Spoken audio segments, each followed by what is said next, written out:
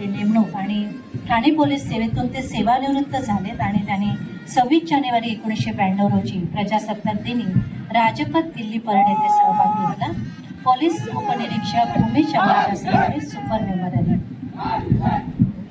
ठाणे शहर परिमंडळ platoon commander police उपनिरीक्षक श्री ज्ञानेश्वर माने. डोळ्यात आत्मविश्वास, चेहऱ्यावर निर्धार आणि अंगात राष्ट्रसेवेची जिद्द. त्यांची ताट मान आणि ठाम नजर सांगून जाते की कायद्याच्या रक्षणासाठी आम्ही सदैव सज्ज आहोत. सुंदर असा गणवेश. यानंतरचं प्लाटून आहे पोलीस ठाणे शहर परिमंडळ महिला. प्लाटून कमांडर महिला पोलीस उपनिरीक्षक पूनम राजाराम सूर्यवंशी. सुपर न्यूमररी महिला पोलीस उपनिरीक्षक रुपाली साळवे.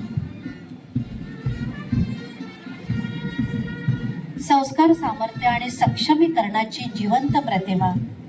शौर्यशाली अशा महिलांचं हे परेड पथक भारताच्या नारी शक्तीचे तेजस्वी प्रतीक.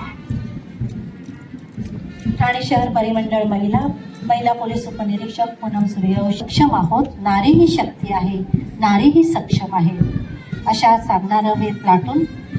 ही परेड म्हणजे नव्या भारतातील नारी शक्तीचा विजय घोष आहे. शिस्त, समर्पण आणि देशप्रेमाचं सुंदर दर्शन घडवते. ठाणे शहर वाहतूक शाखा प्लाटून कमांडर सहाय्यक पोलीस निरीक्षक Shri Deepak Shenvi. Super numerary police उपनिरीक्षक श्री प्रवीण महादेव ओगडे. संविधानाने दिलेल्या समतेचा, स्वातंत्र्याचा आणि सन्मानाचा हा सजीव असा प्रत्यय आहे. हे संचलन खूपच प्रेरणादायी आणि सुंदर असं.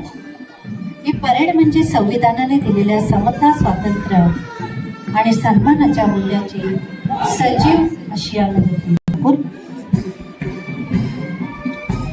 शिक्षण, शिस्त आणि आत्मविश्वासाच्या बळावर भारताच्या प्रगतीपणे दृढपणे